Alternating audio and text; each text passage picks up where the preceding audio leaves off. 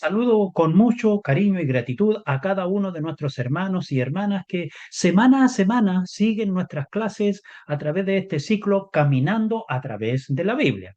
En el día de hoy queremos compartir con ustedes una breve síntesis del libro Segundo de Reyes. Por cierto, aquí nos encontramos con el protagonismo del profeta Eliseo y terminando también el protagonismo del profeta Elías, que tuvo un rol muy importante en el libro Primero de Reyes, entre el capítulo 17 y el 21. Y por cierto también que en este libro se nos presenta ahí la caída del reino del norte, y que ocurre allí en el capítulo 17. Y, por cierto, la caída del reino del sur, que ocurre en el capítulo 25. Pero sin más preámbulo, pero ¿leyeron el libro? Porque para entrar a la clase, como requisito, hay que leer el libro.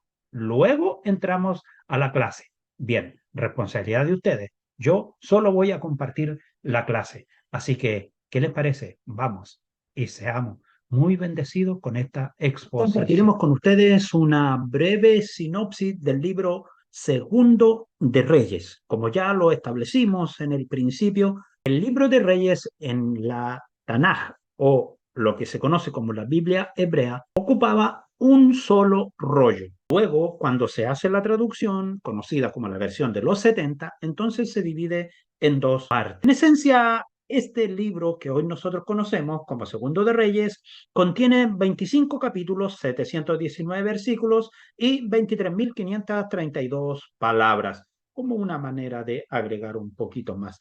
Fue, por cierto, escrito desde la tierra de Israel para los judíos y nosotros hoy, por cierto, que se piensa que lo escribió Jeremías, pero es solo una tradición, no hay una concordancia escritural en ello. El año de escritura aproximado por ahí por el 586, porque es el libro que cierra el tiempo en que el pueblo va al cautiverio. Es decir, Segundo de Reyes nos presenta la continuidad del reino dividido. Tenemos ahí en el capítulo 17 cuando termina la hegemonía del reino del norte y cae en mano del imperio asirio. Al finalizar ya en el capítulo 25, vemos finalmente también la caída en manos del imperio babilónico, ahora del reino del sur. Podemos decir que el lema del libro Segundo de Reyes es que Dios reina sobre la nación. Dijimos que Primero de Reyes comienza con la nación en su apogeo y Segundo de Reyes termina con una nación en ruinas. Ambos libros aproximadamente abarcan unos 400 años aproximado.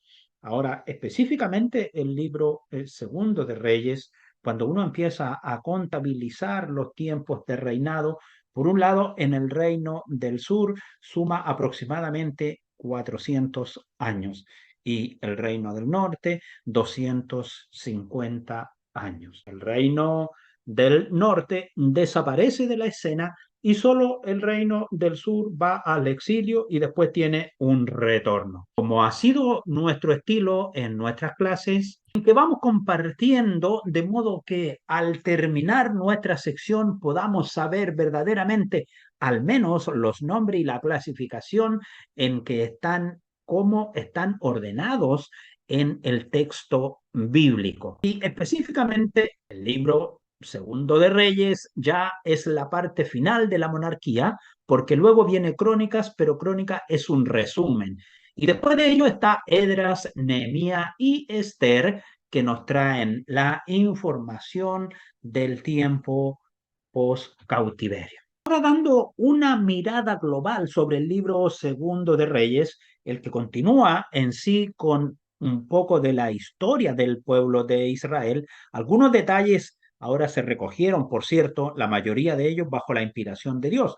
Y por cierto que también hay un material adicional con el cual el escritor también usó de ello, como es, por ejemplo, las crónicas de los reyes de Israel, las crónicas de los reyes de Judá, las crónicas de Salomón. El periodo histórico de Segundo de Reyes comienza con el reinado de Ocosías sobre Israel, intercalándose levemente con el último rey Josafat del libro primero de Reyes, para luego continuar con esta narración, de modo que nos muestra el significado espiritual de estos eventos. Ahora, el título del libro continúa relatando la monarquía dividida hasta el año 722 y luego en los primeros capítulos presenta allí el protagonismo del profeta Eliseo, el personaje principal, guiando espiritualmente al reino de Israel.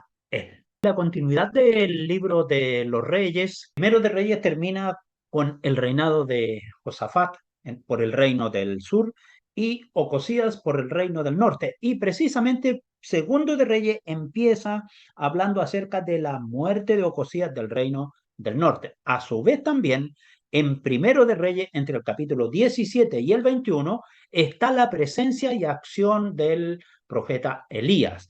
En el caso de Segundo de Reyes, vemos la acción y presencia del profeta Eliseo desde el capítulo 2 hasta el capítulo 13 de Segundo de Reyes. Hemos comentado sobre su nombre en hebreo, es Melahim Bet, que en nuestro español significa Reyes B o parte B. Y en el caso de la versión de los 70, Deutero Basileo, es decir, Segundo de Reyes. De ahí que nuestro libro del Pentateuco se llame Deuteronomio, segunda norma, o la repetición de la primera norma.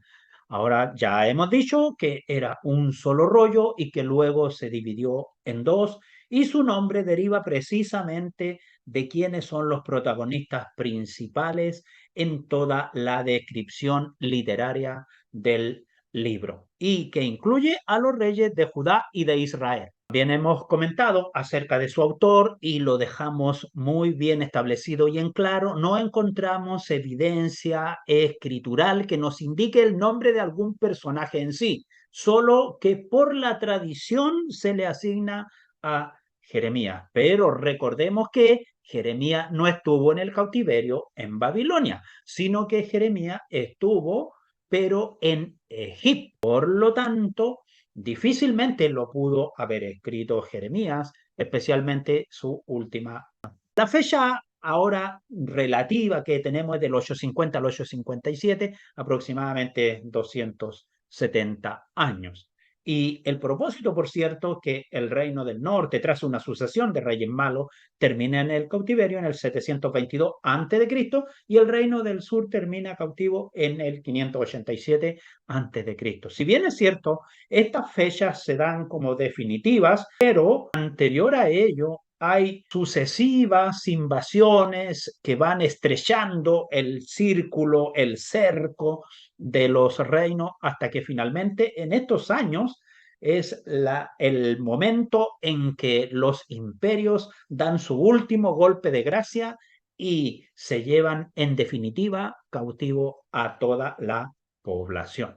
Pero son situaciones que van de escala en escala, van como oleadas, pasan cierta cantidad de años, toman un sector, vienen al siguiente y toman otro y así van estrechando los espacios geográficos hasta dejarlo bajo sus dominios. Las divisiones del libro Segundo de Reyes son tres. Desde el capítulo 1 al 8 específicamente se ve el protagonismo de Eliseo, pero Eliseo sigue todavía trabajando ahí hasta el capítulo 13. La parte protagónica está hasta el capítulo 8. Luego tenemos del 9 al 17 los reyes y caída de el reino del norte, en este caso Israel, que está certificado allí en el capítulo 17.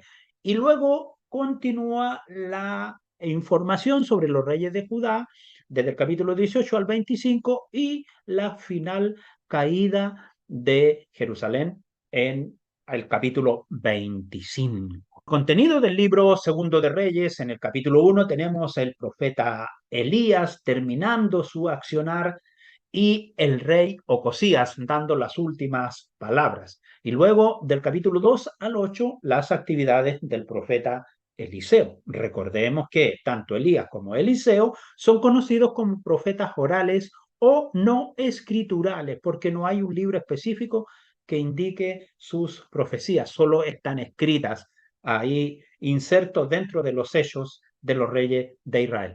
Del capítulo 9 al 13 tenemos la descripción de los reyes de Judá y también reyes de Israel. Del 14 al 17 tenemos allí la narración de Judá y la destrucción de Israel, es decir, la caída de Samaria. Y del capítulo 18 al 20, el reinado de Ezequías. Del capítulo 21 al 23, las reformas de Josías. Y del capítulo 24 al 25, la caída de Jerusalén en forma definitiva en el 587 a.C. La parte 1 del libro Primero de Reyes comprende del capítulo 1 al 8, en el cual tenemos Eliseo sucede a Elías, el ministerio del profeta Eliseo, el sitio de Samaria, el primer sitio de Samaria, y reyes en Israel y Judá. ¿Por qué hablamos del primer sitio? Porque precisamente en ese tiempo ya el reino sirio y asirio están empezando a empujar desde el norte, desde lo que hoy es Siria, hacia el sur, están empezando a tomar territorio para sí. La narración del comportamiento, del ejercicio, ya sea administrativo como del comportamiento moral de los reyes, en cuanto a la sucesión de reyes, vamos a encontrar algunas descripciones como hicieron lo malo ante los ojos del Señor su Dios. Luego tenemos un color un poco verde, dice hicieron lo recto delante de los ojos del Señor su Dios. Podríamos decir los reyes buenos. Y con rojo tenemos hizo lo malo ante los ojos del Señor su Dios, más que todos los que reinaron antes de él. Ahora también encontramos dentro de la descripción de los reyes que se nombra, por ejemplo, el año en que está reinando un rey del reino del norte o bien un rey del reino del sur, y se da el nombre del rey en sí, se explica la edad que tiene y luego se dice cuántos años reinó. En otras oportunidades también se menciona en general de quién es hijo, el nombre de la madre, el nombre del padre, si hizo lo bueno delante de Dios, si hizo lo malo, si anduvo o no anduvo en los caminos del Señor, y luego finalmente termina describiendo que durmió junto a sus padres o murió o lo asesinaron o hubo una conspiración contra él, pero finalmente se termina diciendo que durmió junto a sus padres y fue sepultado en tal parte y quién le sucede luego. Por ejemplo, si observamos aquí en Segundo de Reyes, capítulo 8, verso 16, el reinado de Joram de Judá. Dice, en el quinto año de Joram, ahí ya tenemos, hijo de Acab, rey de Israel, está hablando que cuando era el quinto año de este rey de Israel, y siendo Josafat rey de Judá, empieza a reinar Joram, hijo de Josafat, rey de Judá. Es decir, Joram todavía estaba vivo y empezó a reinar Joram su hijo como un corregente. Dice que tenía 32 años cuando comenzó a reinar y 8 años reinó. Siempre vamos a encontrar en la descripción de los reyes este dato importante.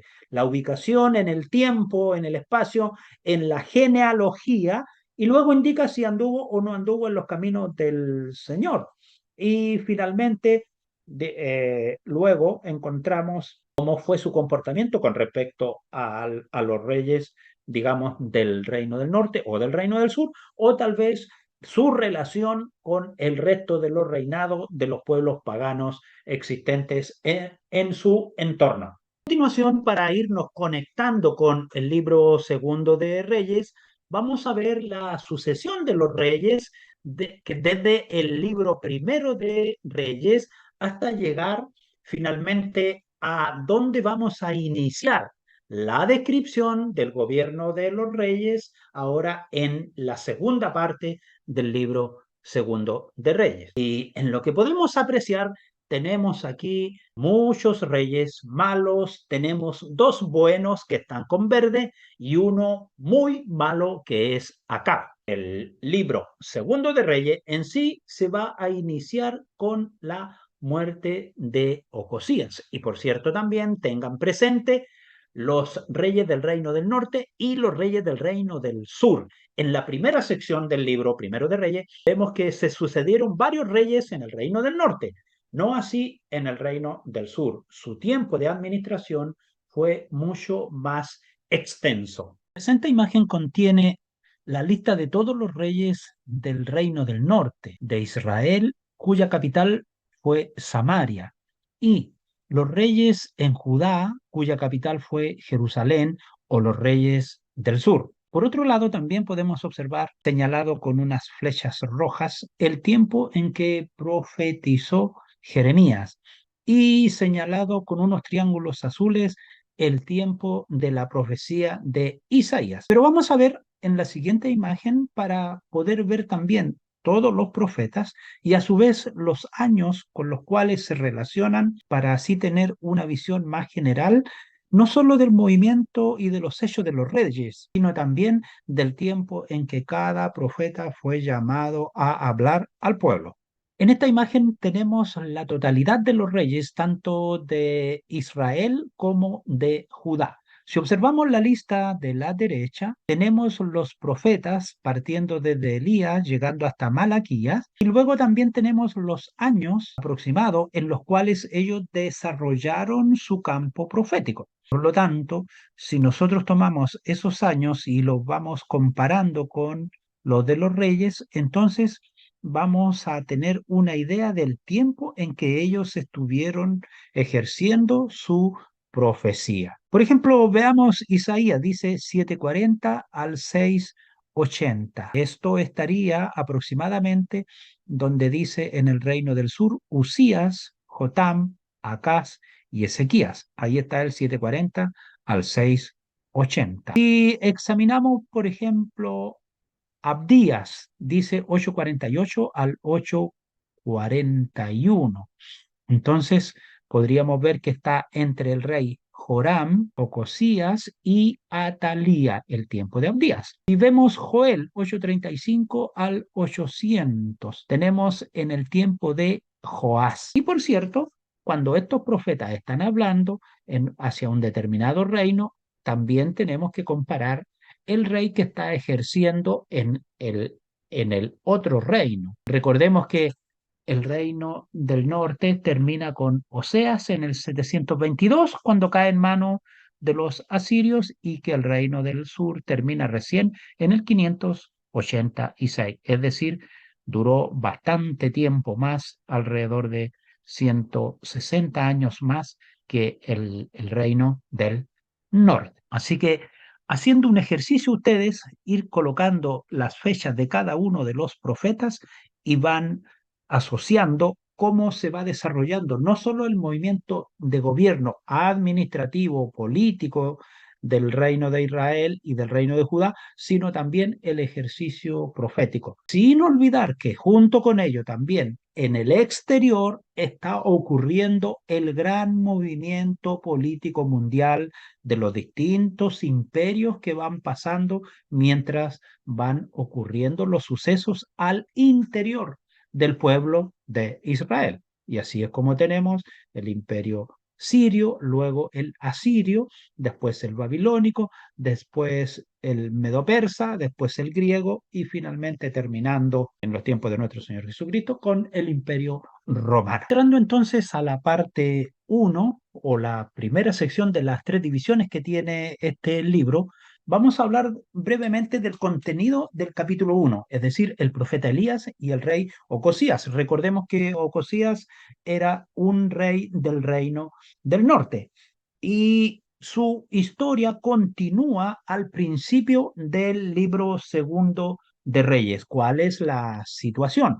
Allí estaba Ocosías herido a causa de una caída que había tenido a través de una ventana y por lo tanto estaba tan perturbado en su mirada como gobernante y asimismo también como hombre del pueblo de Israel, que en vez de consultar con un profeta, mandó a consultar a Baal Zebú. Entonces Dios despertó allí la inquietud en Elías Tisbita y le envía a decir un mensaje. Y para ello, este hombre Ocosías envía unos mensajeros que encontraron a Elías y hace aquí una de sus últimos trabajos proféticos mostrando el gran poder de Dios. Al primer enviado, que era un capitán con 50 hombres, allí murieron quemados por fuego del cielo, señala la palabra de Dios, y descendió fuego del cielo que los consumió a él y sus 50, versículo 10. Lo mismo sucede en el versículo 12 a un segundo grupo de emisarios. Cuando envía un tercer grupo de emisarios de 50 hombres más un capitán, este sumisamente se humilla, dobla su rodilla delante de Elías y lo acompaña al profeta y le dice al rey que no se va a levantar del lecho de muerte y que morirá. Y cierra el capítulo 1 diciendo, y murió conforme a la palabra que Jehová había hablado Elías, y reinó en su lugar Joram en el segundo año de Joram, hijo de Josafat, rey de Judá, porque Ocosías no tenía hijos. Ahora aquí en el capítulo 2 vamos a ver cómo Eliseo sucede a Elías. Recordemos que Eliseo fue llamado allí en Primero de Reyes 19, del versículo 19 al 21. Ahora vamos a ver aquí en este capítulo cómo el Dios del cielo alzaría a Elías en un torbellino. Dice la palabra del Señor que ellos bajaron de Gilgal a Betel, luego de Betel a Jericó y de Jericó al Jordán. Entonces Elías toma su manto y golpea el río con su manto y pasaron en seco. La petición de Eliseo era recibir una doble porción del espíritu de Elías. Entonces, ¿qué es lo que sucede? Cuando ellos van caminando juntos, sin que Eliseo, aunque lo presentía, que algo iba a suceder y no quería que su maestro se despegara de él, pero van juntos conversando y de pronto un carro de fuego con caballos de fuego, dice la palabra de Dios, que subió a Elías al cielo en un torbellino y los separó a ambos. Ante esa situación viene Eliseo y golpea con el manto de Elías el agua del río Jordán y se vuelven a separar las aguas. Y cuando observan esto, los profetas de Jericó se postraron delante de él. Cuando él vuelve hacia Jericó, allí le comentan que las aguas de esa área son malas y que la tierra es estéril. Entonces, ¿qué hace Eliseo? Echa sal a las aguas y sanaron allí aquellas aguas. Cuando él sale de Jericó a Betel, unos muchachos en el camino le gritaron, calvo, calvo. Dice que él los maldijo en el nombre de Jehová. ¿Y qué sucede? Dice que dos osos despedazaron a 42 de aquellos muchachos. Continuó su viaje luego allí hasta el monte Carmelo. Volvió Elías a Samaria. Luego tenemos en el capítulo 3 el reinado de Joram de Israel. Este era hermano de Ocosías y era hijo de Acab. ¿Qué es lo que encontramos aquí? Bueno, lo que señala la escritura es que hizo lo malo delante de Dios y que no quitó las estatuas de Baal, sino que al contrario, siguió el camino de Jeroboam, que no era evidentemente un camino bueno, sino que se había portado bastante mal. Y aquí encontramos la intervención de Eliseo, quien predice la victoria sobre el reino de Moab, porque el reino de Moab estaba causando problemas ahí al rey Joram. ¿Qué es lo que sucede? Se junta Joram, Josafat y el rey de Edom y llamaron a Eliseo para que les profetizara victoria. Y Eliseo les dice que hagan estanques por la mañana y luego corrió mucha agua. Y los de Moab, cuando vieron el color rojizo del agua, pensaron que era sangre y Israel los atacó y vencieron al rey de Moab, matando allí a su hijo sobre el muro. Y de esa manera el Dios eterno le da victoria a Israel sobre el rey de Moab. El capítulo 4 señala que una mujer de la familia de los profetas tenía una deuda y le estaban cobrando. Entonces solo tenía una vasija de aceite. Ahora, cuando Eliseo conoce esta situación, le pide que se encierre ella junto a sus hijos, pero aparte de ello, que consigan todas las vasijas que sean posibles y que las empiecen a llenar con aceite de aquella única vasija de la cual ella contaba. Entonces, cuando llenaron todas las vasijas, luego el profeta le dijo, vende, paga y vivan con lo que quedó. Una hermosa experiencia de aumento de fe, no solo para ti, sino también para cada uno de nosotros. Luego, en el mismo capítulo 4, a partir del versículo 8, tenemos el encuentro de Eliseo y la tsunamita. Esta era una mujer importante y ella veía pasar al profeta y ordena en su casa, le arregla un albergue, una pieza para que él pueda dormir. Ella no tenían hijo y su esposo era ya avanzado de edad. Entonces, Eliseo cuando llega a la casa y la visita en un momento, y él les profetiza que al año siguiente tendrían un hijo. Un día, cuando ya el muchacho estaba un poco crecido, trabajando en el campo, se enfermó de muerte. Fue a casa y murió. Fue la madre del niño al profeta que estaba en el Carmelo, a Eliseo, y le fue a decir la situación que había ocurrido. Vuelve el profeta, va a la casa de la mujer, se coloca sobre el niño que estaba allí puesto en un aposento y el niño resucitó. Este milagro en beneficio de los profetas también lo encontramos aquí en el capítulo 4, cuando Eliseo vuelve a Gilgal, había mucha hambre. Entonces preparan una comida con calabazas silvestres y es incomible.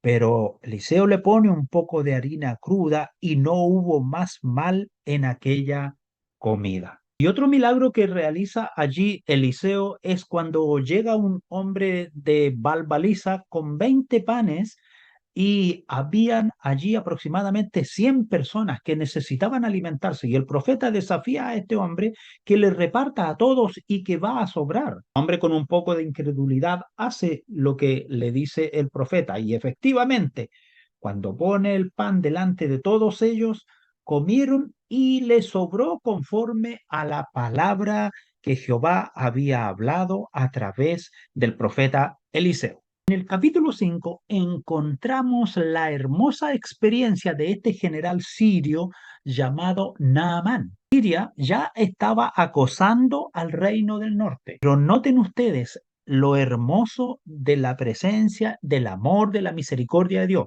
siendo este un general enemigo del reino del norte. Sin embargo, Dios hace misericordia sobre él para mostrarnos a cada uno de nosotros que Dios no hace acepción de personas. Narrativa de este acontecimiento, ¿qué nos enseña a nosotros? Cuando dejamos delante de Dios nuestro orgullo, Dios bendice nuestras vidas y cumple el propósito que Él tiene para cada uno de nosotros. Pero tenemos que dejar que Dios haga conforme su voluntad. Cuando este hombre se convenció que no era porque los ríos sirios eran más grandes y que tenían mucha agua, sino que entendió y obedeció a la voz de Dios, Dios hizo sobre él un milagro. Pero también vimos cómo el siervo de Eliseo quiso aprovechar la oportunidad y sin embargo, por su codicia, ¿qué es lo que sucede? Este hombre también termina con lepra. En el capítulo 6 vemos cuando Eliseo hace el milagro de flotar el hacha.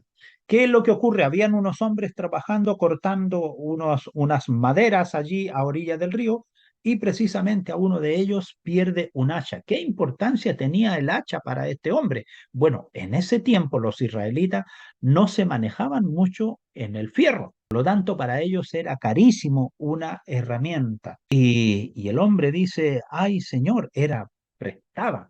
¿Qué hace Eliseo? Lanza un madero y se entierra el hacha en el madero y permite recuperar esta herramienta tan importante para aquellos hombres en ese momento. En este mismo capítulo 6 también encontramos cuando Eliseo encuentra con los sirios porque ellos lo buscan para apresarlo, pero a causa de ello son cegados y luego Eliseo los trae a Samaria y los avergüenza, devolviéndolos, por cierto, allí ante su rey. ¿Qué se logró con esto? Dice la escritura que nunca más hubo guerra de parte de Ben-Hadad, los sirios, contra Israel. Eliseo y el sitio de Samaria por los sirios llegó a tal punto que la situación del rey Ben-Hadad sitió Samaria. Por lo tanto, hubo mucha hambre, que se comían los niños. El rey, enojado con Eliseo, lo buscó y cuando lo halló, Eliseo profetizó que al día siguiente habría comida en abundancia en la ciudad y en contrapartida, su ordenanza moriría porque él no comería de esa comida. Luego se encuentran cuatro leprosos que fueron a pedir limosna al campamento sirio. ¿Y qué sucede? Que cuando llegan allá el campamento estaba vacío. ¿Por qué razón? Porque Dios echó a los sirios con ruidos de guerra y ellos se confundieron, pensaron que eran los israelitas y abandonaron la ciudad. Entonces comprobó el rey de Israel lo sucedido y todo el pueblo fue a saquear el campamento sirio. Lo que encontramos en el capítulo 8. Bueno, los primeros versículos nos mencionan los bienes de la tsunamita devueltos. Eliseo habló a la tsunamita advirtiéndole que fuera a la tierra de los filisteos porque habría hambre por 7 años. Cuando la tsunamita vuelve, se encuentra que no tiene heredad después de estos 7 años. El siervo de Eliseo le narra al rey la situación que había ocurrido con esta mujer. El rey pone atención e hizo devolverle todas sus tierras y sus frutos a partir de los 7 años que ella estuvo ausente. En el capítulo 8, a partir del versículo 7 hasta el versículo 15, el profeta Eliseo le profetiza al rey de Siria, Ben-Hadad, que no sobreviviría y que quien seguiría sobre el reino sería Hazael. Y esto se cumplió como el profeta lo dijo, señala el versículo 15. El día siguiente tomó un paño y lo metió en agua y lo puso sobre el rostro de Ben-Hadad y murió y reinó Hazael en su lugar. Es decir, Hazael asesinó ahogando al rey Ben-Hadad con un paño sobre su cara. Luego, a partir del versículo 16 del capítulo 8, se muestra el reinado de Joram en el reino de Judá. Y era un hombre relativamente joven, estuvo 8 años y anduvo en los caminos de los reyes de Israel, es decir, hizo lo malo. Solo Dios libró su mano de ponerla sobre él por el amor de David, porque había una promesa de un remanente en la casa de David. En el versículo 25, después de la administración de Joram, reina Ocosías. Este Ocosías era hijo de Atalía. Atalía era hija de Omri, que había sido rey de Israel. Y este individuo, en su origen, había sido un general del ejército quien había tomado el control y la administración y el reino de Israel en el reino del norte. Ocosías estuvo en guerras contra el rey de Siria, Hazael, y junto con el rey Joram también lo combatieron, dice ahí en los últimos versículos. Finalmente Joram termina herido y Ocosías va a visitarlo a Jezreel. Así termina el capítulo 8. La parte 2 del libro Segundo de Reyes comprende los capítulos 9 al 17. ¿Qué hechos relevantes encontramos en estos capítulos? La sucesión de reyes en ambos reinos, tal como la hemos venido mencionando hasta ahora. Crimen entre los reyes de Israel, la muerte de Jezabel y el exterminio de la casa de Acab, la sucesión de reyes buenos en Judá. Y finalmente encontramos caída y cautiverio de Israel, aproximadamente en el año 722 antes de Cristo, cerrando el capítulo 17. Eliseo encomienda una misión a un hijo de profeta. No dice cuál es el nombre de aquel profeta, sino que le dice: ve a Ramot de Galaad y allí ungirás a Jehú, hijo de Josafat, por rey sobre Israel. pero a su vez también le entrega una profecía que él exterminaría la casa de Acab y que a Jezabel se la comerían los perros. Ahora, este Jehú, hijo de Josafat, era de Judá. Ciertamente que le preguntaron, oye, ¿qué te dijeron? Y él guardó silencio. Luego tenemos, a partir del versículo 14 hasta el versículo 26, cuando Jehú mata a Joram. ¿Qué es lo que sucede ahí? Que fue a visitar a Joram, rey de Israel, quien peleaba contra el rey sirio Hazael. Luego dice que lo mató con una flecha y arrojaron su cuerpo en la heredad de Nabot. ¿Y qué era lo que había sucedido allí? Esa era la heredad que había quitado Acab a este hombre cuya viña estaba cercana a sus territorios. Después Jehú persigue a Ocosías de Judá y también lo hirió de muerte y murió Ocosías en Megido. Eso lo encontramos entre el versículo 27 y el 29. Y luego, a partir del versículo 30 hasta el 37, Jehú volvió a Jezreel y Jezabel se pintó allí para tratar de engañarlo. Pero, ¿qué hace Jehú? Ordena a los eunucos porque ella estaba observando desde el alto de una ventana y habían allí como dos o tres eunucos y les dijo que la empujaran y la arrojaron por la ventana y cayó entre los caballos y fue atropellada y allí ella murió. Y Jehú después se fue a comer y después dijo, ¿saben qué? Entierren a esa mujerzuela. ¿Qué había ocurrido? Los perros se la habían comido, solo le habían quedado algunas partes de las extremidades, su cabeza, los pies y las palmas. Así termina este capítulo 9. Luego en el capítulo 10 continúa el trabajo profético. Jehú no lo buscó, pero Dios puso en su espíritu que se cumpliera lo que había sido dicho por aquel profeta, que él exterminaría la casa de Acab. Entonces, eso es lo que hace Jehú. Envía cartas a los hijos de Acab en Samaria que elijan un rey y que peleen contra él. Le tuvieron temor, ciertamente. Luego pidió que llevaran las 70 cabezas de los hijos de Acab a Jezreel y las exhibió públicamente allí en unos canastos. Luego Jehú mató a todos los que se relacionaban con Acab en Jezreel, incluidos sacerdotes, familia y príncipes. Luego allí en el versículo 12 de este mismo capítulo señala que bajó a Samaria y habían unos esquiladores que eran hermanos de Ocosías, rey de Judá. Los mató a todos, 42 hombres en total.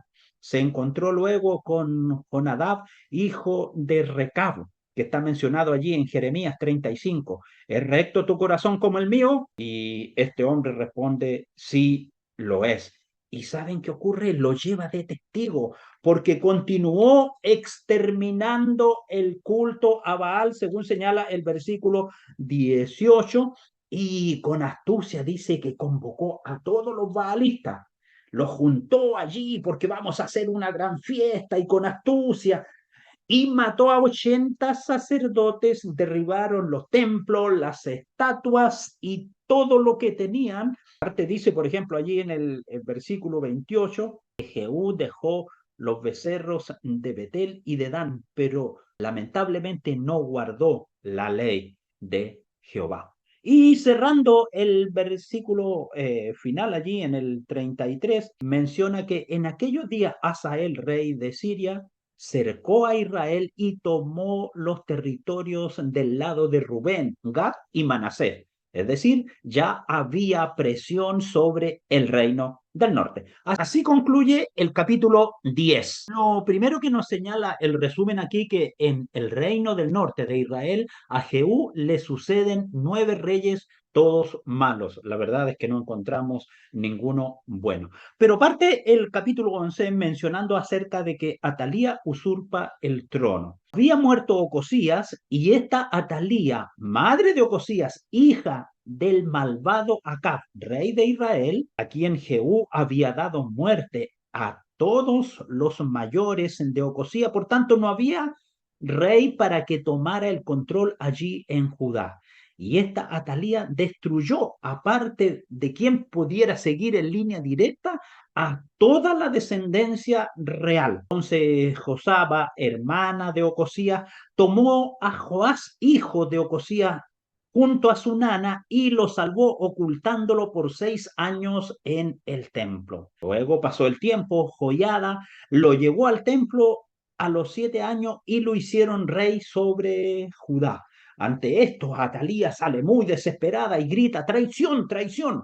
Pero Joiada ordenó sacarla fuera del templo para no derramar sangre allí en el templo. Y fuera del templo, allí la mataron. Pero luego también, en ese momento se derriban todos los altares y los templos a Baal. Mataron allí a todos los sacerdotes de Baal y gobernó Joás por 40 años. En el capítulo 12 se nos muestran los hechos del gobierno de Joás, rey de Judá, quien gobierna por 40 años.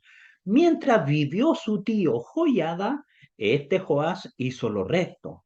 Ordenó que se juntaran las ofrendas y que se reparara el templo. Pero eso duró durante 23 años.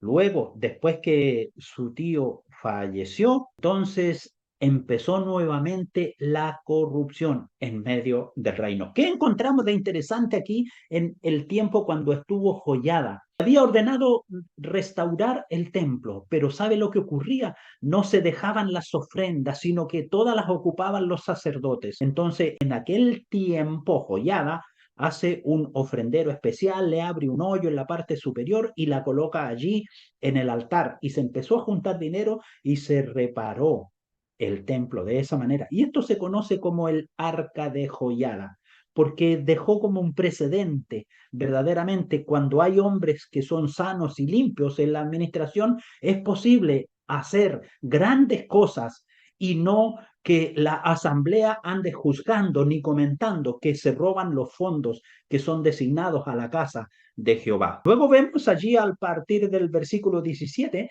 que el rey sirio Asael había sido profetizado que él seguiría después de Ben-Hadad, capturó la ciudad de Gat y sitió Jerusalén. Ya vemos la presión de Siria ahora sobre el reino del sur. Entonces, Joás, una forma de librarse, entregó los tesoros a Asael en rescate y el sirio se fue y conspiraron contra Joás, Josacar y Josabab y lo mataron y reinó después de él a Amasías. Así termina el capítulo 12. Luego vemos en el capítulo 13 el reinado de Joacás. Joacás, rey de Israel. Su padre fue Jehú.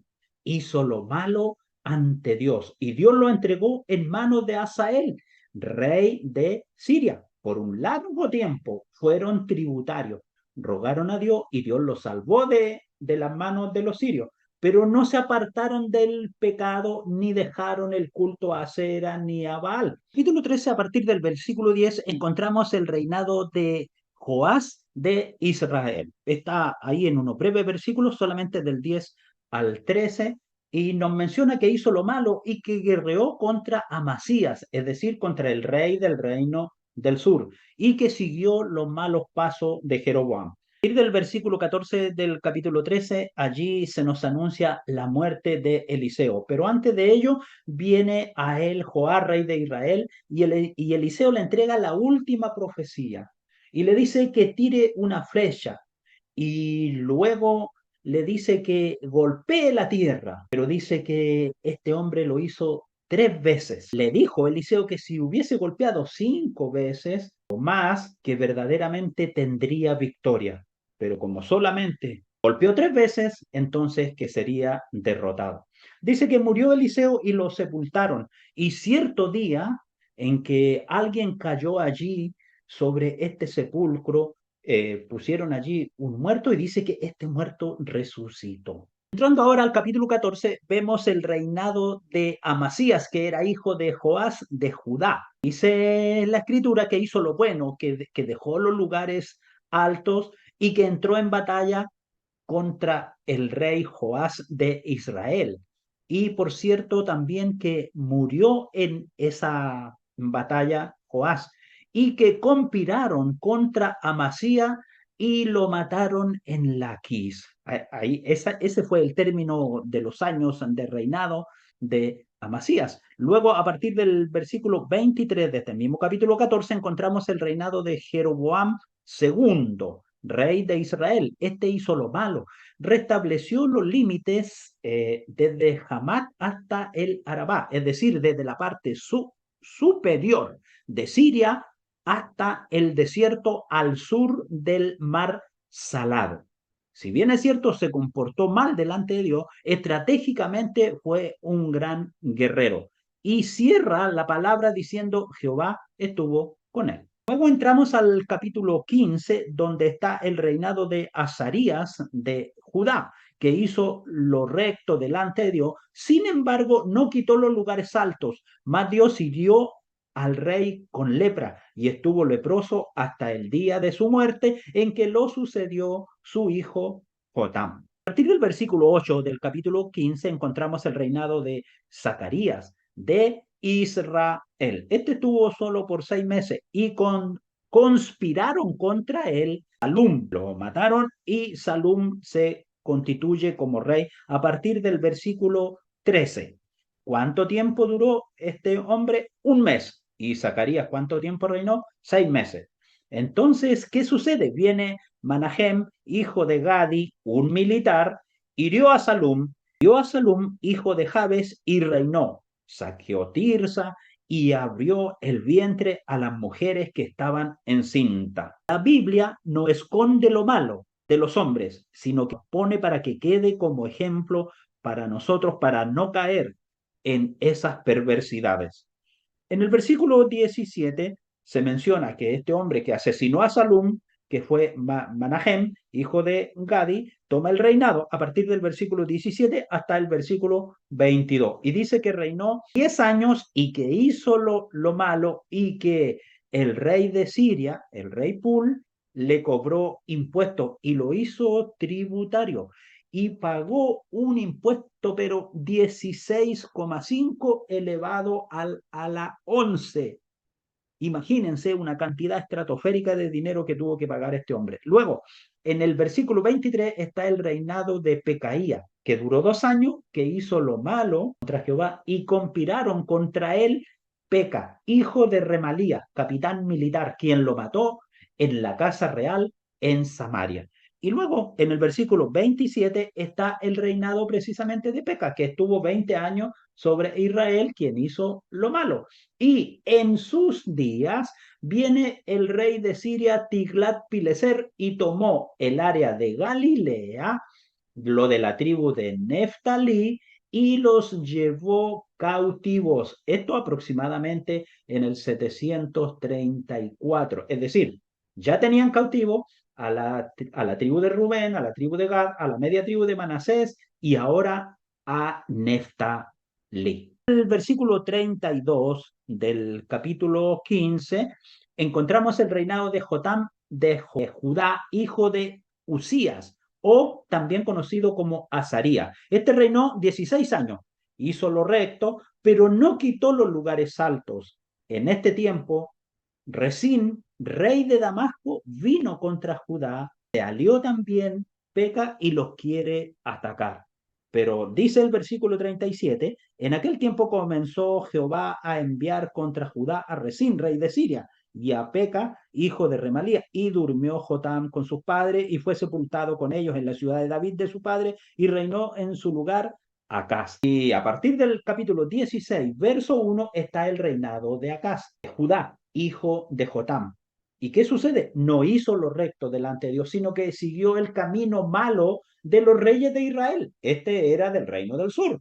Sin embargo, siguió el ejemplo de los malos. ¿Qué hizo? Dice que pasó a su hijo por fuego y quemó incienso en los lugares altos. Entonces, el rey Peca del norte, junto con Resín de Siria, quieren ahora hacer una cofradía y atacar a Acaz. Pero Acaz le paga tributo al rey Tiglat-Pileser y este lo salvó al tomar Damasco, entonces Resín ya no viene a atacarlos. Luego dijo este hombre al sacerdote Urías que hiciera un altar como el de Damasco. ¿Y qué es lo que hace? En el templo. Una idolatría, pero extremadamente ya lo más malo que podía ocurrir.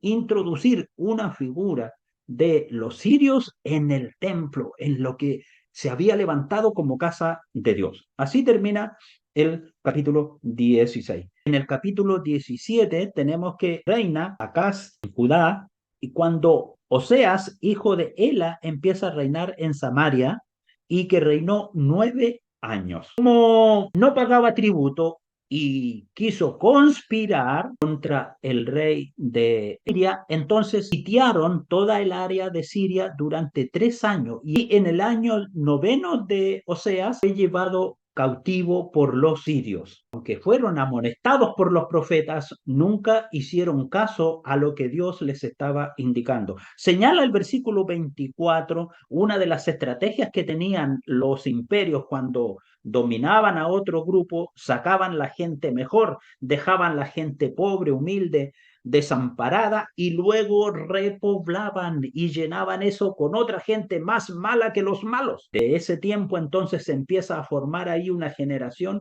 que fue conocida como los samaritanos, que después cuando vuelven, después del exilio del reino del sur, no quisieron trabajar con ellos. Así termina el capítulo 17, haciendo desaparecer del protagonismo de Israel al reino del norte. La parte 3 nos muestra los acontecimientos del capítulo 18 al 25, los últimos 8 reyes de Judá, porque ya no quedaban reyes en el reino del norte, habían sido llevados por los asirios al exilio. Judá evitaba seguir a Israel. Nos muestra el reinado de Ezequías, el reinado del perverso rey Manasés, la caída de Jerusalén y el cautiverio en manos de los babilonios a partir en forma definitiva del año 586 antes de Cristo, porque poco a poco, a partir del año 605 antes de Cristo, habían habido allí invasiones sucesivas, paso a paso, y el golpe final fue el 586 cuando ya se incendia la ciudad, se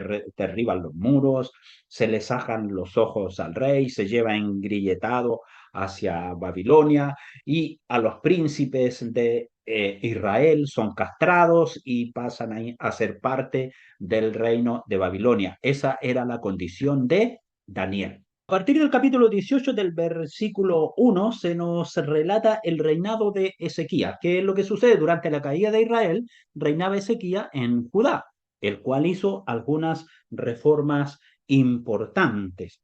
Quitó los lugares altos, quebró las imágenes, cortó los símbolos de acera, hizo pedazos la serpiente de bronce que había hecho Moisés y la llamó cosa de bronce porque el pueblo se había dedicado también a rendirle culto idolátrico. Ni antes ni después hubo uno como él. Dios lo prosperaba en todo. Se rebeló contra el rey de Asiria y dominó sobre los filisteos hasta Gaza, es decir, hasta la parte baja en la zona del Mediterráneo, más o menos frente a lo que es el mar salado. Versículo 9 del mismo capítulo 18, cuando Ezequías está en su cuarto año de reinado y o sea está en su séptimo año, Salmanasar sitió Samaria y después de 3 años la tomaron.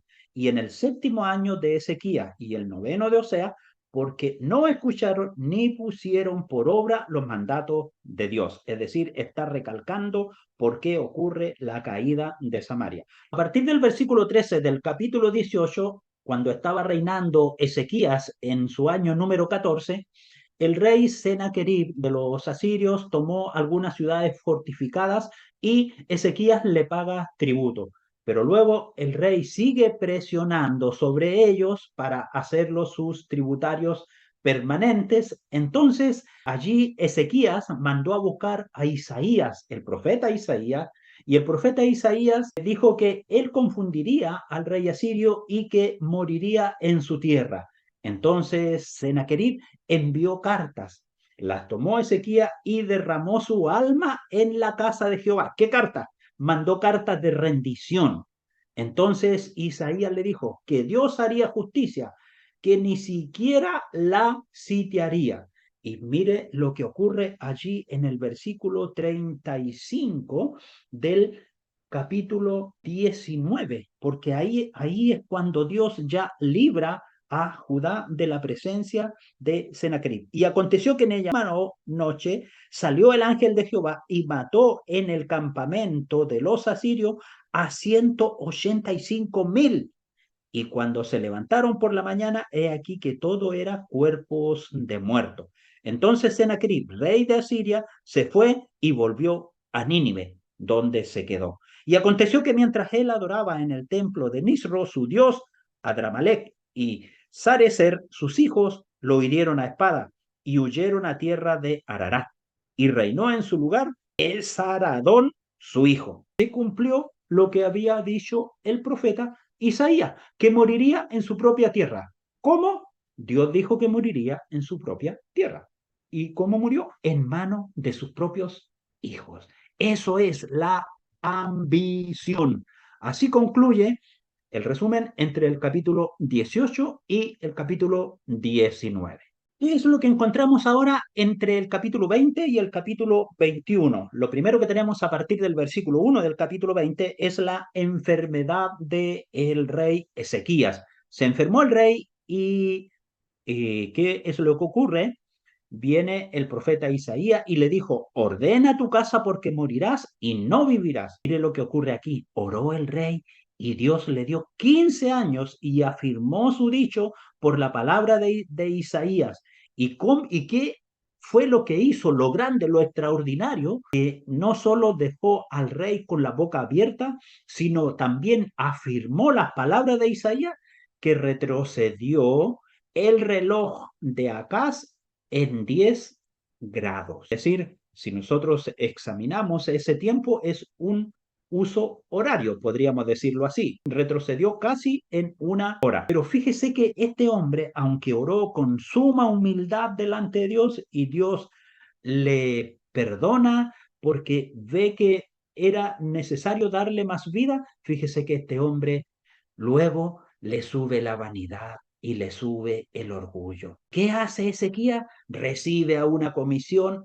¿De quién? Del rey de Babilonia. Era el imperio que en ese momento estaba siendo poderoso, porque el imperio asirio ya de él no se oía absolutamente nada. Y de la gente del reino del norte tampoco se sabía absolutamente nada. Hay por ahí algunos malos cristianos, malos educados que andan buscando dónde están las tribus perdidas. La Biblia no lo señala. Así que yo no soy ningún pitonizo para andar buscando en la palabra de Dios cosas que ella no dice. ¿Qué sucede con este hombre? Recibe a una comisión del rey de Babilonia y le muestra todo. Hermano, y aquí me quiero detener un momento. Esto es lo que está haciendo la iglesia hoy en día por internet. Está mostrando su intimidad al mundo, pero nadie tiene temor de ello.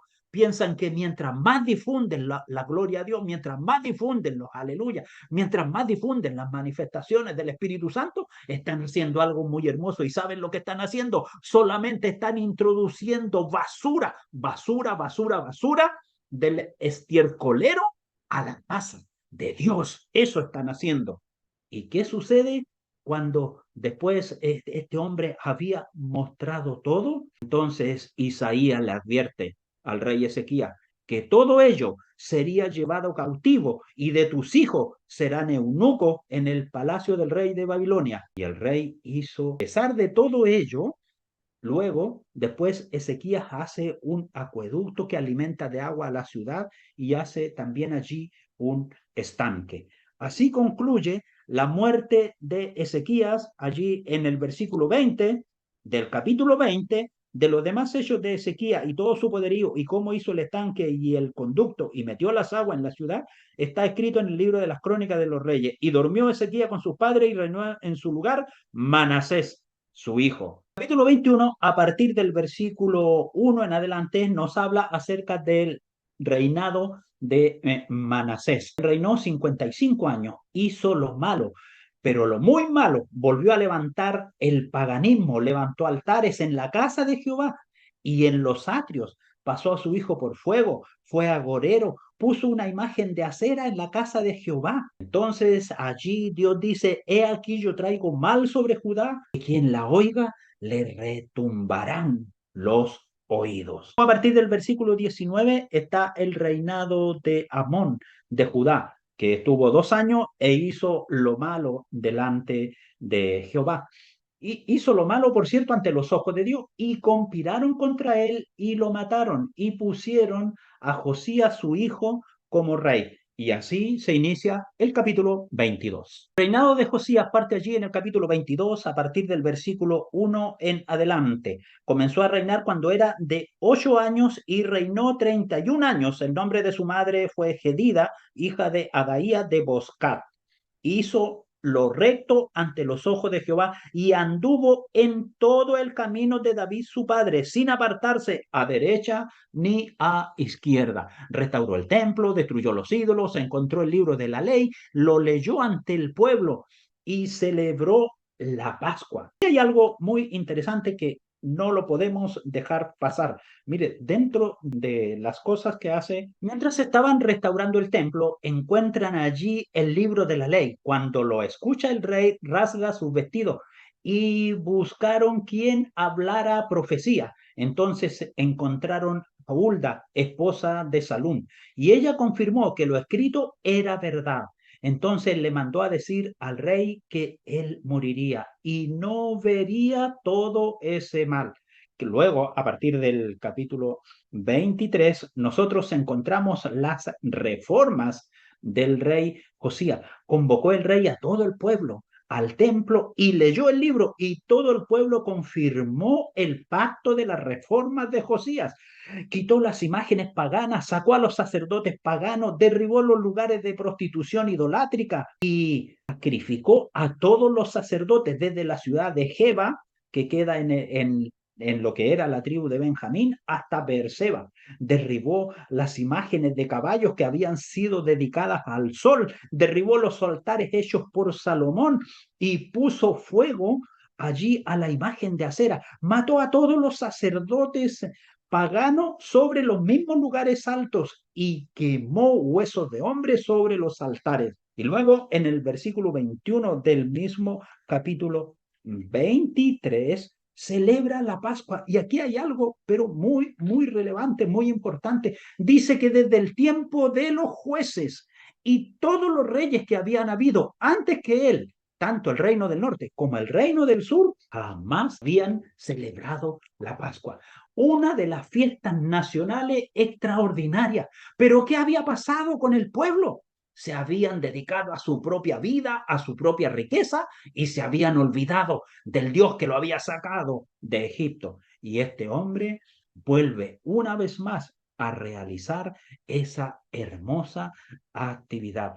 Persiste la ira de Jehová contra Jehová, dice a partir del versículo 24 del capítulo 23, y barrió Josías, así dice la escritura, barrió Josías a los encantadores, adivinos y a todos los terafines, que eran estatuillas paganas, y terminó con todo ello. Finalmente allí, a partir del versículo 28, está la muerte de Josías, y luego viene el reinado y destronamiento de Joacás. En el versículo 31 del capítulo 23 encontramos el reinado de Joacás. ¿Qué sucede con este? Él empezó a reinar y reinó solo 3 meses en Jerusalén. ¿Y qué sucede? Que allí hace una incursión faraón de Egipto, Necao, quien lo toma y lo lleva a Egipto, lo lleva preso, lo hace tributario además, y coloca allí en su lugar a Eliakim, hijo de Josías, a quien le cambia nombre y le coloca por nombre Joacim, y lo deja allí como un tributario. Luego aparece al finalizar el capítulo 23 el reinado de Joacim, el cual empezó a reinar y reinó 11 años en Jerusalén, siendo tributario allí de este hombre de Faraón de Egipto. No hizo nada bueno, sino que hizo lo malo. Y precisamente en el tiempo de Joaquín es cuando empieza la incursión fuerte y poderosa del rey de Babilonia sobre la ciudad. Así que ahí concluye el capítulo 23 y en esta introducción ya va a la parte final y adentrándose al capítulo 24. ¿Y qué es lo que encontramos aquí entre el capítulo 24 y el capítulo 25? Bueno, terminando ya la sección de Segundo de Reyes con un panorama muy sombrío. Jerusalén está en escombros, los judíos llevados cautivos a Babilonia, los muros destruidos y el templo en ruina, su tesoro saqueado. Eso es lo que nos muestra en este breve resumen a partir del versículo 1 hasta el versículo 20. Y verdaderamente todo lo que ocurre aquí en el capítulo 24 ya lo había señalado el profeta Isaías en el capítulo 38 y en el capítulo 39, que le sacarían los ojos, que el rey sería engrilletado, sería llevado a Babilonia. Joacim es tomado por el rey de Babilonia, es llevado prisionero y ya se prepara el exterminio de todo lo que es el reino del sur. Finalmente, después de Joaquín asume el reinado Sedequías, que era de 21 años cuando comenzó a reinar y reinó 11 años. Y ahí vemos que finalmente viene la ira de Jehová contra Jerusalén y Judá hasta que los echó de su presencia y Sedequías se rebeló contra el rey de Babilonia. Es decir, desde los tiempos de Joaquín hasta los tiempos de Sedequías se habían mantenido ahí siendo vasallos, pagando impuestos. Pero ahora, a partir del capítulo 25, Nabucodonosor sitió la ciudad, en el versículo 1 hasta el versículo 2, sitió la ciudad durante 3 años. Le cortaron víveres, le cortaron agua, empezaron a comerse ahí a los niños, como señala la escritura. Y finalmente el rey de Babilonia arremete contra Jerusalén y los lleva a todos cautivos, se llevan todos los tesoros, derriban los muros de la ciudad y la incendian. El acto final de triunfo de que se había dominado un área era cuando se veía el fuego de lejos.